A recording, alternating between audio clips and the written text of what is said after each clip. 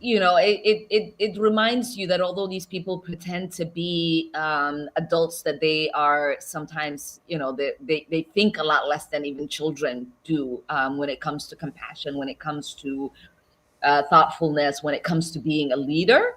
I did expect the president's address to the nation would have been a lot more compassionate filled. It would have been less partisan. He doesn't even know who the assassin is for him to say Yes. wing lunatic. I think it kind of denigrated his status and the status of the office he holds. But what I do know for sure is that Charlie was someone who once said, guns save lives, after a school shooting. Charlie was someone who was willing to debate and downplay the death of George Floyd in the hands of Minneapolis police. I think he called him a scumbag. Right, have no regard, downplay slavery and what Black people have gone through in this country, by saying Juneteenth should never exist. And I think, there are a lot of people who are out there talking about him just wanting to have a civil debate. Complete rewriting of history. Yeah, there is nothing more effed up, than to completely pretend that his words and actions have not been recorded and in existence for the last decade or so. These people are full of shit, and it's important for us to call them out while we feel anger and sadness and have empathy, which Charlie said no, it shouldn't exist because that's a newly created word or something.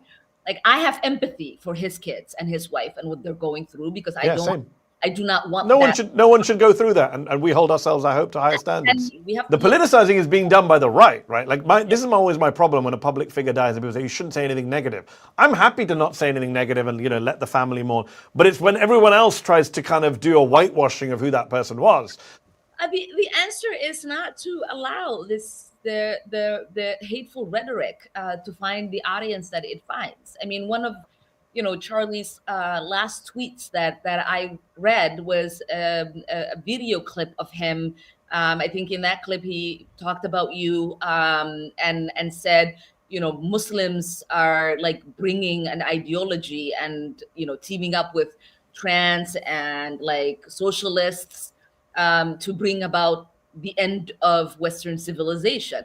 Which, when you make a statement like that, then you are saying, find every Muslim you can find in this country and make sure that they are no longer a threat, which is calling for our extinction.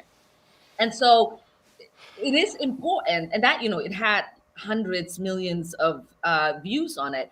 I think it is important for people to see that kind of rhetoric and say, no, this is not the kind of person that I want to follow. This is not the kind of person I want to platform. This is not the kind of person that should have this megaphone. How about preventing future killings? There were multiple school shootings yesterday on the same day that Charlie Kirk was assassinated. Let's do something about the guns. But I suspect, Congresswoman, the Republican Party won't be joining you in that endeavor even now. Flashback. It's become really hard to have an intellectual debate with any of these people because the level of stupidity that they are displaying every single day is frankly embarrassing, not just in Congress, but as Americans. And the fact that these people are allowed to say just the most ridiculous things tells you that the dumbing of the United States has arrived, because how else do we get a Trump presidency again?